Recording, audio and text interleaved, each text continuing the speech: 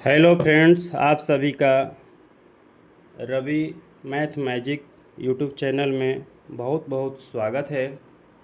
आज मैं आप सभी लोगों को अभाज्य गुणनखंड किस प्रकार से निकालते हैं उसके बारे में मैं बताने जा रहा हूं। कृपया इस वीडियो को ध्यान से देखिए और समझिए। जिन्हें भी अभाज्य गुणनखंड निकालने में समस्या होता है वो निकालें। अभाज्य गुणनखंड मैथ में एक बहुत ही महत्वपूर्ण फैक्टर है। अभाज्य गुणनखंड विधि से हम एचसीएफ और एलसीएम भी ज्ञात कर सकते हैं, इसलिए अभाज्य गुणनखंड बहुत ही महत्वपूर्ण है। चलिए इसको हम देखते हैं कि अभाज्य गुणनखंड किस प्रकार से निकालते हैं।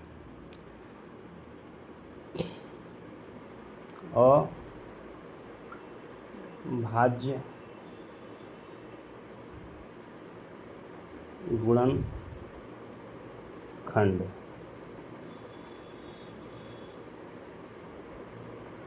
Prime factor.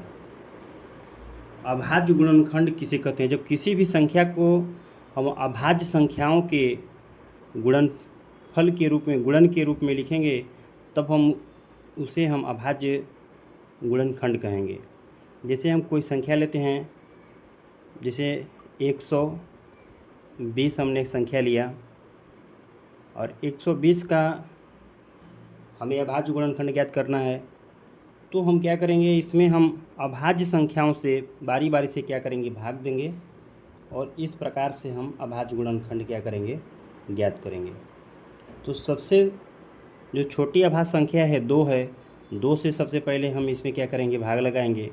और देख रहे हैं कि 120 में इकाई का अंक क्या है, 0 है और ये सम संख्या है, तो ये 2 से पूरा इसमें भाग लग जाएगा, इसलिए इसमें 2 से भाग लगाएंगे। तो 2 छक्के क्या हो गया, 12 हो गया और यहाँ पे क्या हो जाएगा, 0 हो जाएगा। तो इस प्रकार से ये 60 हो गया। वापस क्या करेंगे, 2 से इसमें भाग लगेगा, 2 तिहाई 6 और ये हो गया 0। वापस इसमें हम क्या करेंगे, ये 30 है और 30 हमारा क्या है, सम संख्या है, तो ये 2 से ही कटेगा।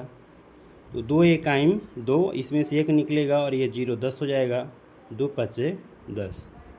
अब ये 15 है, 15 क्या है, विषम संख्या है, तो विषम संख्या में 2 से भाग नहीं जाएगा, तो 15 को हम क्या करेंगे, अभाज्य संख्या 3 से कटाएंगे। तो 3 से इसको हम कटाएंगे, 3 पाँचे 15। अब ये 5 है, 5 को कटा देंगे, 5 एकम 5। इस प्रकार 120 का जो अभाज्य गुणनखंड होगा वो होगा 2 गुणे 2 गुणे 2। देखिए यहाँ पे 2 1 2 3 बार आया है, तो हम यहाँ पे 3 बार गुणा करेंगे, 2 गुणे 2 गुणे 2। उसके बाद 3 एक बार है, तो यहाँ पे हम गुणे 3 लिखेंगे और 5 भी एक बार है, तो गुणे 5 लिखेंगे। अब इसको हम चाहें तो घात रूप में भी लिख सकते हैं, तो ये हो जाएगा 2।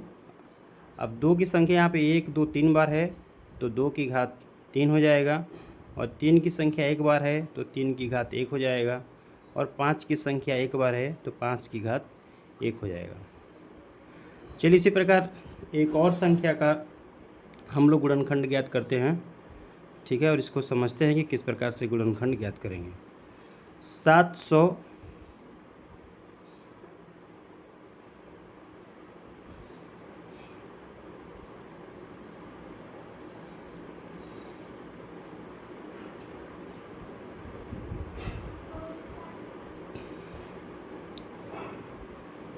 320 का चलिए हम गुणनखंड ज्ञात करते हैं। तो 320 का गुणनखंड ज्ञात करने के लिए सबसे पहले हम इसको क्या करेंगे, देख रहे हैं इकाई अंक में 0 है, तो ये सम संख्या कहलाएगा और इसको ये 2 से पूरा कटेगा, तो 2 एकाइम 2, ठीक है, और यहाँ से 1 निकलेगा, तो ये हो गया 12, 2 छक्के 12 हो गया। उसके बाद में क्या हो जाएगा, 0, तो यहाँ पे 0 हो जाएगा, ठीक है। फिर इसको 2 से कटाएंगे, तो ये हो जाएगा 2 आठे 16 और यहाँ पे 0 हो जाएगा। वापस इसको हम 2 से कटाएंगे, तो ये हो गया 2 चौके 8, यहाँ 0 हो जाएगा। वापस इसको 2 से कटाएंगे, तो 2 दूना के 4, ये 0 हो जाएगा। वापस 2 से घटाएंगे, 2 दहा में 20 हो जाएगा। वापस 2 से घटाएंगे, 2 5 10। अब इसको क्या करेंगे, 5 से घटाएंगे तो 5 इकाई में 5 हो जाएगा। इस प्रकार से हमारा 320 का जो अभाज्य गुणनखंड हो जाएगा वो 320 बराबर लिखेंगे 2। अब देख रहे 2 की संख्या कितनी है, 1 2 3 4 5 6 बार आया है 2, तो 6 बार गुणा करेंगे, 2 गुणे 2 गुणे 2 गुणे 2 गुणे 2 गुणे 2, 1 2 3 4 5 6। इसको तो 5 एक बार आया है तो गुणे 5 कर लेंगे। अब इसको हम शॉर्ट फॉर्म में भी लिख सकते हैं, तो इसको शॉर्ट फॉर्म में लिखने के लिए क्या करेंगे, घात के रूप में लिखेंगे। तो 2 की संख्या 6 बार है तो 2 के घात यहाँ पे 6 लिख देंगे, और 5 की संख्या 1 बार है तो 5 के घाते 1 हो जाएगा। इस प्रकार से 320 का गुणनखंड, अभाज्य गुणनखंड 2 के घाते 6 गुणे 5 के घाते 1 हो गया। वीडियो देखने के लिए धन्यवाद। आशा करता हूँ कि मेरा वीडियो ये आप सभी को बहुत ही पसंद आया होगा, और यदि वीडियो पसंद आए तो मेरे चैनल को लाइक करें और सब्सक्राइब करें। धन्यवाद।